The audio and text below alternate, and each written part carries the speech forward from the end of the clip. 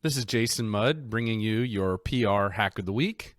Whether you want to benefit from earned media coverage or work in media relations, here are 8 things to keep in mind.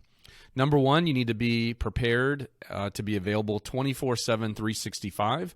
The news cycle is happening 24/7, and so do media relations and public relations professional needs to be available and willing to respond whenever news is happening. Second, relationships are important. You need to invest in them by paying it forward without any expectation of media coverage. I was recently speaking to a company executive who was the head of strategy and was responsible for public relations. He said he was working with some news outlets and they were quoting some of his experts, but never really featuring the company.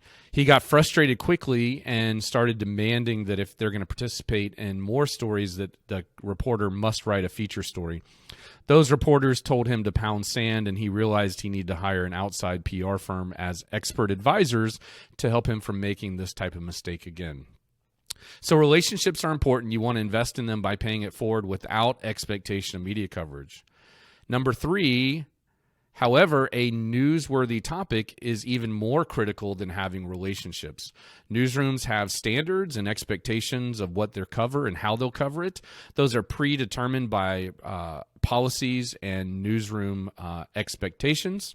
Even if I was the best man in the editor's wedding or the news producer's wedding, that doesn't guarantee that I can get my client or our topics into their news program. We still have to meet those standards. Number 4, just like having a newsworthy topic is more critical than having a relationship, so is having a unique, provocative, or contrarian point of view that differs from every other expert source. If that reporter is interviewing 4 people for a news story and 3 of them say the same thing, then he or she is probably only going to quote 2 of those people and go with the person that had the most unique thing. So if you have something different to say than everybody else does, that makes you more quotable and more likely to be included in the news story. Number 5, it's not about you, it's about appealing to their audience, the readers and viewers of the outlet that you're pitching. Always keep that in mind. That's one of the biggest mistakes I see people make. Number 6, understand that a 30% or even a 33% success rate is Hall of Fame level media relations. You will not always be included in every story that you pitch, but if you or someone you know has got a 30% success rate over a period of time, I would say that person is doing a great job. Number 7, it's about the long game. Demonstrate that you're available, helpful, knowledgeable, reliable, and trustworthy. That's how you build a relationship over time. Don't expect always to be quoted, and don't be upset when you're not quoted. Just continue to stay and focus on the long game and continue to build that relationship. Step 8, when it comes to news coverage, time is of the essence.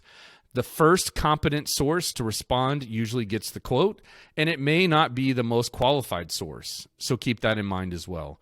I hope these 8 things were helpful to you, whether you want to benefit from earned media coverage at your organization or you simply are looking to work in media relations and do a better job at it.